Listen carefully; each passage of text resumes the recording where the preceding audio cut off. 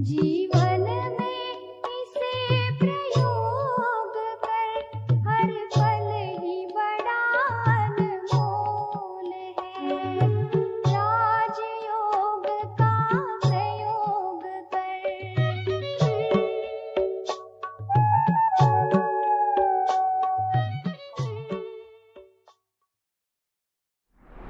ఓం శాంతి 11/9/2020 साकारवाणी।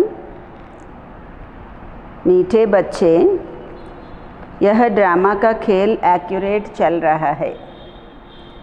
మధురమైన పిల్లలు, ఈ డ్రామా ఆట యాక్యురేట్గా నడుస్తూ ఉంది। जिसका जो पार्ट जिस घड़ी होना चाहिए वही रिपीट हो रहा है। ఎవరిది ఏ పాత్ర ఏ గడియలో నడవాలో అదే ఇప్పుడు కూడా రిపీట్ అవుతూ ఉంది। యహ బాత్ యథార్థ రీతి సమజ్నా హై। ఈ విషయము యథార్థంగా అర్థం చేసుకోవాలి। ప్రశ్న, तुम बच्चों का प्रभाव कब निकलेगा? अभी तक किस शक्ति की कमी है? పిల్లల ప్రభావము ఎప్పుడు వస్తుంది? ఇప్పటికీ ఏ శక్తి యొక్క లోటు ఉంది? జవాబు, जब योग में मजबूत होंगे तब ప్రభాव निकलेगा। యోగంలో పరిపక్వంగా అయినప్పుడే ప్రభావము వస్తుంది। అభి వహ జౌహర్ నహీ హై।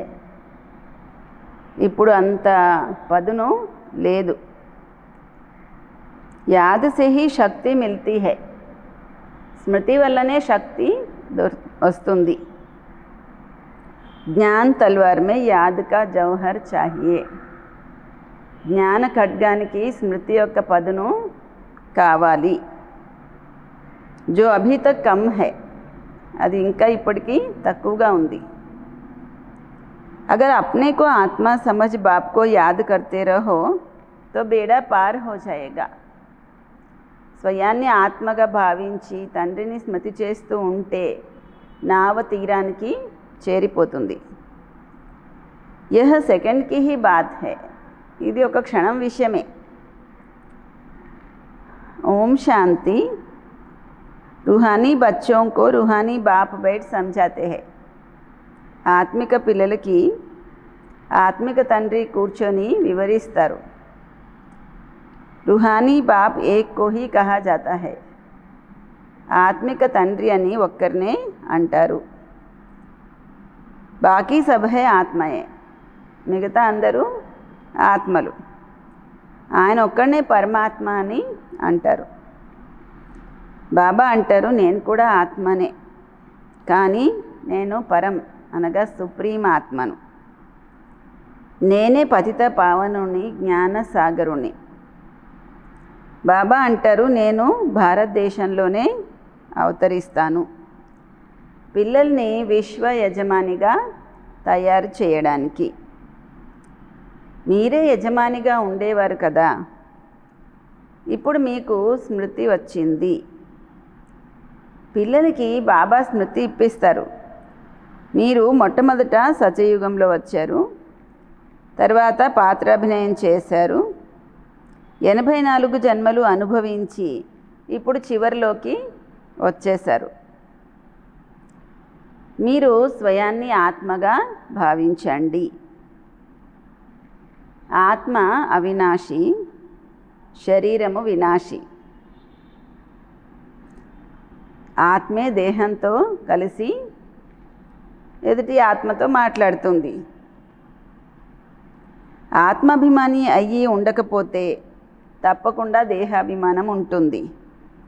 నేను ఆత్మను, ఈ విషయం అందరూ మర్చిపోయారు।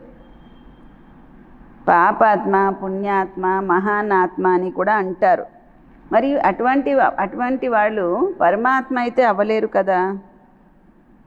ఎవరు కూడా నేనే శివుణ్ణి అని చెప్పడానికి లేదు। శరీరాలకి కూడా చాలామందికి శివ అని పేరు ఉంది। పేర్లు పెట్టుకుంటారు శివ అని। ఆత్మ శరీరంలో ప్రవేశించినప్పుడు పేరు వస్తుంది. ఎందుకంటే శరీరంతో కలిసే కదా పాత్రాభినయం చెయ్యాలి. కానీ మనుషులు దేహభ్రాంతిలోకి వచ్చేస్తారు. నేను ఫలానా వ్యక్తిని అనుకుంటారు. ఇప్పుడు తెలుసుకుంటున్నారు, అవును నేను ఆత్మ, శరీరం కాదు అని. మనము 84 జన్మల పాత్ర చేశాము. ఇప్పుడు మనము ఆత్మ, మన తండ్రిని తెలుసుకున్నాము. మనం ఆత్మలు సతోప్రధానంగా ఉండేవాళ్ళము, మళ్ళీ ఇప్పుడు తమో ప్రధానంగా అయిపోయాము. బాబా వచ్చేదే ఆత్మలందరికీ తుప్పు పట్టుకున్న సమయంలో. బంగారంలో కల్తీ అయిపోతుంది కదా. మీరు ఒకప్పుడు సత్యమైన బంగారంగా ఉండేవారు. తర్వాత వెండి, రాగి, ఇనుము అంతా కల్తీ అయిపోయింది.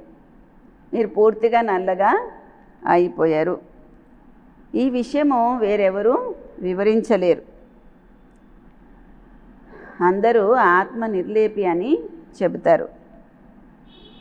ఆత్మలో ఎలా కల్తీ అయిపోయింది, ఇది బాబా పిల్లలకి వివరిస్తున్నారు. ఆత్మ నిర్లేపి అంటే ఆత్మకి ఏమంటదు అని, కానీ ఆత్మలోనే కల్తీ అవుతుంది అని బాబా అంటున్నారు. బాబా అంటారు, నేను భారతదేశంలోనే అవతరిస్తాను. పూర్తిగా మనుషులు తమో ప్రధానం అయిపోయినప్పుడు నేను అవతరిస్తాను. యాక్యురేట్గా నా టైం వచ్చినప్పుడు నేను అవతరిస్తాను. డ్రామాలో యాక్యురేట్గా ఆట నడుస్తుంది కదా. ఏ పార్ట్ ఏ ఘడియలో జరగవలసి ఉందో అదే ఘడియలో మళ్ళీ రిపీట్ అవుతుంది. అందులో ఏ మాత్రమో తేడా అనేది రాదు. అది హద్దులో డ్రామా, ఇది బేహద్ డ్రామా. ఇవన్నీ చాలా సూక్ష్మంగా అర్థం చేసుకోవాల్సిన విషయాలు. బాబా అంటారు, మీ పాత్ర ఏమేం నడిచిందో అంతా డ్రామా అనుసారమే నడిచింది. మానవ మాత్రలు ఎవరికి రచయిత గురించి కానీ రచన యొక్క ఆది మధ్య అంత్యాన్ని గురించి కానీ తెలియదు. ఋషులు మునులు కూడా నేతి నేతి అని చెబుతూ వచ్చారు. ఇప్పుడు మిమ్మల్ని ఎవరైనా రచయిత రచన యొక్క ఆది మధ్యంతం గురించి మీకు తెలుసా అని అడిగితే ఏం చెప్తారు? మీరు వెంటనే చెప్తారు, అవును తెలుసు అని. అది కూడా మీరు ఈ సమయంలోనే తెలుసుకున్నారు, ఇంకెప్పుడూ తెలుసుకోలేరు. బాబా వివరించారు, మీరే రచయిత రచన యొక్క ఆది మధ్యంత్యాన్ని తెలుసుకున్నారు అని. అచ్చా, లక్ష్మీనారాయణల రాజ్యం ఎప్పుడు ఉంటుందో తెలుసా? తెలియదు. అంటే ఈ జ్ఞానం వేరెవరిలోనూ లేదు. ఇది చాలా వండర్ఫుల్ విషయం. అంటే మన భారతదేశంలో ఒకప్పుడు లక్ష్మీనారాయణలు రాజ్యం చేసేవాళ్ళు, ఈ విషయం కూడా ఎవరికి తెలీదు. మీరంటారు మాలోనైతే జ్ఞానం ఉంది, మీకు కూడా ఆ విషయం తెలుసు అని. తెలుసు. బాబా పాత్ర ఈ సృష్టి నాటకంలో ఒకే ఒకసారి ఉంటుంది. మీ లక్ష్యము లక్ష్మీనారాయణలుగా అవ్వడం. తయారైపోయిన తర్వాత ఇంకా ఈ చదువుతో పని లేదు. బ్యారిస్టర్ అయిపోయారు అంతే, ఇంకా మళ్ళీ చదివే అవసరం లేదు. చదివించేటువంటి బాబా ఆయన్నైతే స్మృతి చెయ్యాలి కదా. మీకు బాబా అన్నీ సహజంగా చేసి వివరిస్తారు. బాబా మాటి మాటికి మీకు చెప్తారు, ఏం చెప్తారు? స్వయాన్ని ఆత్మగా భావించండి అని. నేను బాబా పిల్లవాడిని అనుకోండి. ఇంతకుముందు మీరు నాస్తికులుగా ఉండేవాడు, ఇప్పుడు ఆస్తికులు అయ్యారు. ఈ లక్ష్మీనారాయణలు కూడా ఆస్తికులు అయ్యారు. ఆస్తికులైన తర్వాతే వారసత్వాన్ని తీసుకున్నారు. మీరు కూడా ఇప్పుడు ఆ విధంగానే వారసత్వం తీసుకుంటున్నారు. ఇప్పుడు మీరు ఆస్తికులు అవుతున్నారు. అంటే తండ్రి నుంచి వారసత్వం తీసుకుంటేనే కదా ఆస్తికులు. ఆస్తికులు నాస్తికులు అనే మాట ఈ సమయానికి చెందినదే. సత్యయుగంలో ఈ మాటలు ఉండవు, ఆస్తికులు నాస్తికులు అని. బాబా వచ్చి తన పరిచయాన్ని ఇస్తారు. రచన యొక్క ఆది మధ్య అంత్య రహస్యాన్ని కూడా వివరిస్తారు. బాబా బేహద్ యజమాని, రచయిత. పిల్లలకి కూడా బాబా వివరించారు. ఇతర ధర్మ స్థాపకులు కూడా ఇక్కడ తప్పకుండా వస్తారు. మీకు బాబా సాక్షాత్కారం చేయించారు. ఇబ్రాహీము, బుద్ధుడు వాళ్ళందరూ వాళ్ళ సమయం వచ్చినప్పుడు ఎలా వస్తారు అన్నది అన్నీ వివరించారు, సాక్షాత్కారం చేయించారు. చివరిలో చాలా ధ్వని వ్యాపించినప్పుడు అప్పుడు వస్తారు. బాబా అంటున్నారు, బచ్చే దేహ సహితంగా దేహ ధర్మాలన్నిటినీ త్యాగం చేసి నన్ను ఒక్కడనే జ్ఞాపకం చెయ్యండి. ఇప్పుడు మీరు బాబా సన్ముఖంగా కూర్చున్నారు. స్వయాన్ని దేహం అని అనుకోకండి. నేను ఆత్మను అని స్వయాన్ని ఆత్మగా భావించి తండ్రిని స్మృతి చేస్తూ ఉంటే నావ తీరానికి చేరుతుంది. ఒక్క క్షణం విషయము. ముక్తిలోకి వెళ్ళడం కోసమే అర్థకల్పం నుంచి భక్తి చేశారు. కానీ ఎవ్వరు కూడా ఆత్మలు తిరిగి ఇంటికి వెళ్ళలేరు. అంటే ఎంతకాలం నుంచి భక్తి చేస్తూ వచ్చినా ఎవరు ఇంటికి తిరిగి మాత్రము వెళ్ళలేదు. 5000 సంవత్సరాల క్రితం కూడా బాబా ఈ విధంగానే వివరించారు. ఇప్పుడు కూడా వివరిస్తున్నారు.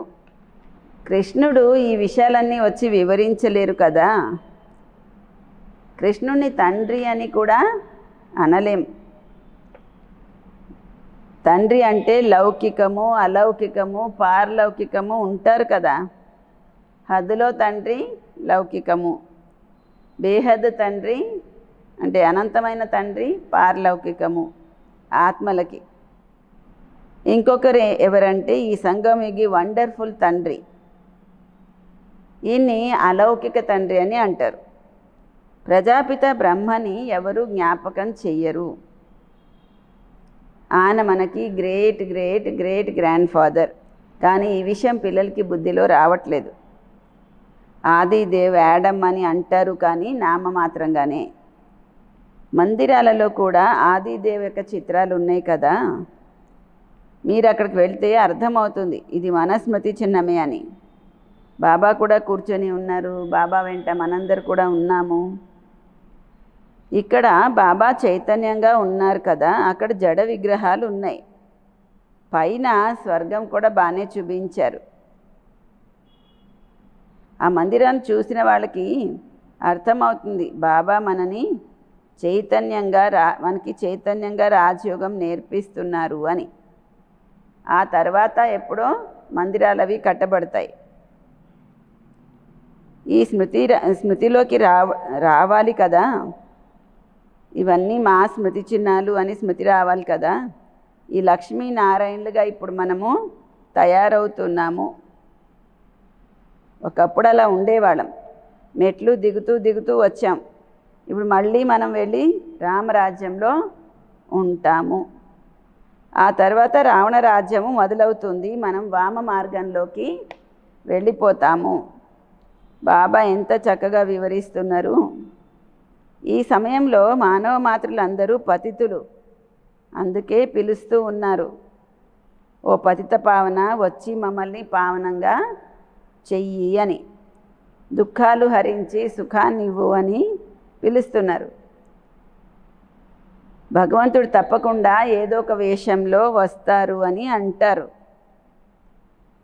ఇప్పుడు కుక్క, పిల్లి, రాళ్ళు, రప్పలు అన్నిట్లో అయితే రారు కదా.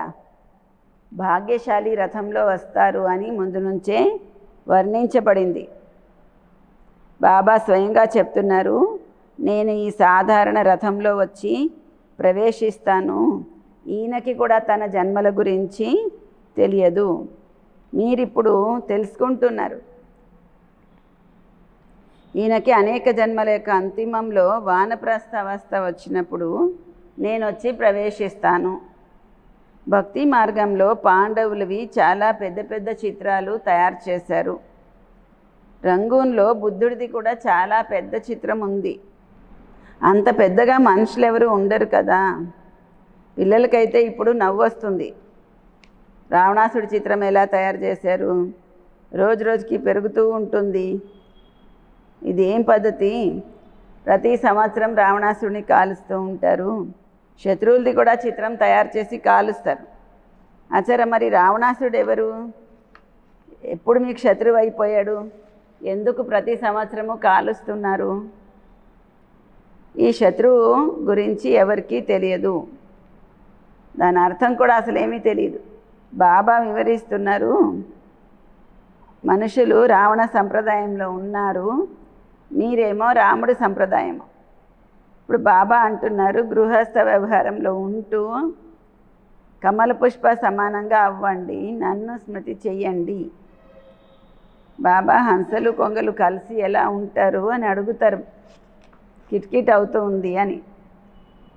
తప్పకుండా ఉంటుంది, కొద్దిగా కిట్కిట్ సహించవలసి వస్తుంది. దీనికి కూడా చాలా యుక్తి కావాలి. బాబాని రాజు రంజబాజ్ అని అంటారు, ఎందుకంటే ఆయన్ని స్మృతి చేస్తారు కదా. ఓ భగవంతుడా, దుఃఖాలు హరించు, దయ చూపించు, ముక్తి ఇవ్వు అని స్మృతి చేస్తారు కదా. ఆయన లిబరేటరు, అందరికీ తండ్రి ఒక్కడే. మీ దగ్గరికి ఎవరైనా వస్తే వాళ్ళకి విడివిడిగా కూర్చోబెట్టి వివరించండి. కరాచీలో అందరికీ విడివిడిగా కూర్చోబెట్టి వివరించేవాడు. పిల్లలు యోగంలో చాలా పరిపక్వంగా అయిపోయినప్పుడు మీ ప్రభావం కూడా చాలా వస్తుంది. ఇప్పుడు ఇంకా అంత పదును రాలేదు. స్మృతిలో శక్తి వస్తుంది, చదువు వల్ల శక్తి రాదు. జ్ఞాన ఖడ్గము, దానికి స్మృతి యొక్క పదును పెట్టాలి. ఆ శక్తి ఇంకా తక్కువ ఉంది. బాబా రోజు అంటూ ఉంటారు, బచ్చే స్మృతి యాత్రలో ఉంటే మీకు శక్తి వస్తుంది అని. చదువులో అంత శక్తి లేదు. స్మృతితోనైతే మీరు మొత్తం విశ్వానికి యజమానిగా అవ్వగలరు. మీరు మీకోసమే అన్నీ చేసుకుంటున్నారు. చాలామంది వచ్చారు, వెళ్ళిపోయారు. మాయ కూడా చాలా ప్రబలమైనది. చాలామంది రారు. ఏమంటారు? జ్ఞానం అయితే చాలా బాగుంది, సంతోషం వస్తుంది అని అంటారు. మళ్ళీ బయటికి వెళ్ళాక మర్చిపోతారు. ఏ మాత్రము జ్ఞానాన్ని బుద్ధిలో నిలవనివ్వదు మాయ. కొందరికైతే చాలా ఖుషి వస్తుంది. ఓహో, ఇప్పుడు బాబా అవతరించారు, మేమైతే మా సుఖధామానికి ఇంకా వెళ్ళిపోతాము అని. బాబా అంటున్నారు, ఇప్పుడు పూర్తిగా రాజధాని స్థాపన ఎక్కడైంది ఇంకాను? మీరు ఈ సమయంలో ఈశ్వరీయ సంతానము, ఆ తర్వాత దేవతలుగా అవుతారు. డిగ్రీ తగ్గిపోతుంది కదా. మీటర్లో పాయింట్ ఒకటైతే కదులుతుంది కదా, చిన్న పాయింట్ తగ్గుతుంది. మీరు ఇప్పుడు పూర్తిగా ఉన్నతంగా అవుతున్నారు. మళ్ళీ తగ్గుతూ కిందికి వచ్చేస్తారు. మెట్లు దిగవలసే ఉంటుంది. ఇప్పుడు మీ బుద్ధిలో మొత్తము మెట్ల వరుస జ్ఞానం ఉంది. వృద్ధి కళలు, దానితో అందరికీ కళ్యాణము. తర్వాత నెమ్మదిగా పతన కళలు మొదలవుతాయి. మొదటి నుండి చక్రాన్ని చక్కగా అర్థం చేసుకోవాలి. ఈ సమయంలో మీది వృద్ధి కళలు అవుతున్నాయి. ఎందుకంటే మీరు బాబా వెంట ఉన్నారు కదా. ఎందుకు వృద్ధి కళలు ఉన్నాయి మీవి? బాబా వెంట ఉండడం వల్ల. ఈశ్వరుణ్ణి మనుషులు సర్వవ్యాపి అని చెప్తారు. ఆ బాబా మధురాతి మధురమైన పిల్లలు అని అంటారు. పిల్లలు కూడా బాబా బాబా అంటూ ఉంటారు కదా. బాబా మాకు చదివించడానికి వచ్చారు. ఆత్మ చదువుకుంటుంది, ఆత్మే కర్మలు చేస్తుంది. మనం ఆత్మ శాంత స్వరూపము. ఈ శరీరం ద్వారా కర్మ చేస్తాము. అశాంతి అనే పదమే ఎప్పుడు వస్తుంది? దుఃఖాలన్నీ పెరిగిపోయినప్పుడు. అశాంతి అయితే, కానీ శాంతి మన స్వధర్మము. చాలామంది అంటారు మనస్సుకి శాంతి కావాలి అని. అరే ఆత్మ అయితే స్వయంగా శాంత స్వరూపము, దాని ఇల్లు శాంతిధామము. మీరు స్వయాన్ని మర్చిపోయారు, మీరు శాంతిధామ నివాసులు. శాంతి అయితే పూర్తిగా అక్కడే వస్తుంది. ఇవాళ రేపు అంటారు ఒకే రాజ్యం, ఒకే ధర్మం, ఒకే భాష రావాలి అని, ఒకే కులం, ఒకే మతం, ఒకే భగవంతుడు అలా ఉండాలని. ఇప్పుడు గవర్నమెంట్ కూడా రాస్తుంది వన్ గాడ్ అని. మరి గాడ్ ఈజ్ వన్ అన్నప్పుడు సర్వవ్యాపి అని ఎందుకు అంటున్నారు? వన్ గాడ్ని ఎవరు అంగీకరించడం లేదు. ఇప్పుడు మీరు అందరికీ రాయాలి. లక్ష్మీనారాయణల చిత్రం మీరు తయారు చేస్తున్నారా? పైన రాయండి, సత్యయుగంలో వీళ్ళు వచ్చినప్పుడు రాజ్యం ఉండేది, అప్పుడు ఒకే భగవంతుడు ఒకే ధర్మం, దేవతా ధర్మము ఉండేది. కానీ మనుషులకి ఏమీ అర్థం కావట్లేదు, అటెన్షన్ కూడా పెట్టరు. బ్రాహ్మణ కులంలో ఆత్మలైతే వాళ్ళకి ఈ విషయాల వైపు దృష్టి వస్తుంది. కొంతమందికి అసలు అర్థమే కాదు. అందుకే బాబా అంటారు వేరువేరుగా కూర్చోబెట్టి వివరించండి. ఫామ్ నింపిస్తే తెలుస్తుంది. ఎందుకంటే కొందరు ఎవరినో అంగీకరించేవాడు ఉంటారు, కొందరు ఇంకొకరిని అంగీకరించేవాడు ఉంటారు కదా. అందుకని ఫామ్ నింపిస్తే వాడు భగవంతుడిని ఏ రూపంలో తలుస్తున్నారు ఏంటి అన్నీ స్పష్టమవుతాయి. అందరినీ కలిపి కూర్చోబెట్టి ఒక దగ్గర ఎలా చెప్తాము? తన విషయం విన్నట్లయితే వాళ్ళకి గొడవలు వస్తాయి. మొట్టమొదట మీరు అడగాలి మీరు ఎక్కడి నుండి వచ్చారు అని. బీకేలది పేరు విన్నారా అని. ప్రజాపిత బ్రహ్మ మీకేమవుతారు? మిగతా పేర్లన్నీ విన్నారా? మీరు ప్రజాపిత బ్రహ్మ యొక్క సంతానం కాదు. మనమైతే ప్రాక్టికల్గా ఉన్నాము. మీరు కూడా ఆయన పిల్లలే, కానీ మీరు అర్థం చేసుకోవట్లేదు అని వివరించడానికి కూడా చాలా యుక్తి కావాలి. అచ్చా, मीठे मीठे सिखिलदे बच्चों प्रति माता पिता बाप दादा का याद प्यार और गुड मॉर्निंग. रूहानी बाप की रूहानी बच्चों को నమస్తే. ధారణా పాయింట్స్. మందిరాల్ని మొదలైన వాటిని చూసి సదా ఈ స్మృతే ఉండాలి, ఇవన్నీ మా స్మృతి చిహ్నాలు అని. ఇప్పుడు మనము అటువంటి లక్ష్మీనారాయణులుగా అవుతున్నాము. రెండో పాయింట్, గృహస్థ వ్యవహారంలో ఉంటూ కమల పుష్ప సమానంగా ఉండాలి. హంసలు కొంగలు కలిసి ఉంటే చాలా యుక్తిగా నడుచుకోవాలి. కొద్దిగా సహించవలసి కూడా వస్తుంది. వరదానము, మాయ బంధనాల నుండి సదా నిర్బంధనగా ఉండేటువంటి యోగయుక్తులు బంధనముక్తులు అవ్వండి. బంధనముక్తులైన దానికి గుర్తు సదా యోగయుక్తులుగా ఉండడం. యోగయుక్తులైన పిల్లలు బాధ్యతల యొక్క బంధన లేదా మాయ యొక్క బంధన నుండి ముక్తులే ఉంటారు.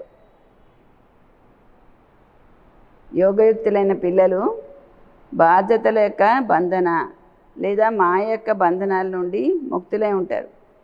మనసుకి కూడా బంధన ఉండకూడదు. బాధ్యత అనేది ఒక ఆట లాంటిది. అందుకే డైరెక్షన్ అనుసారము చక్కగా నవ్వుతూ ఆట ఆడండి. ఎప్పుడు చిన్న చిన్న విషయాలలో అలసిపోరు. ఒకవేళ బంధన అని అనుకుంటే విసిగిపోతారు. ఎందుకు ఏమిటి అన్న ప్రశ్నలు వస్తాయి. లేకిన్ జిమ్మేవార్ బాప్ హే, ఆప్ నిమిత్త హో. బాధ్యుడు బాబా, మీరు కేవలం నిమిత్త మాత్రంగా ఉన్నారు. ఇప్పుడు ఈ స్మృతితో బంధనముక్తులు అవ్వండి, యోగయుక్తులుగా కూడా అయిపోతారు. బంధనముక్తులు అయితే యోగయుక్తులు కూడా అవుతారు. బంధన అనుకుంటే అలసిపోతారు, బంధన అనుకోకపోతే అలసట ఉండదు. స్లోగను, చేసి చేయించేవాడి స్మృతితో దేహభావము అభిమానము రెండింటినీ సమాప్తి చేయండి. చేసి చేయించేవాడి స్మృతితో దేహభ్రాంతి దేహాభిమానం రెండింటినీ సమాప్తి చేయండి. ఓం శాంతి.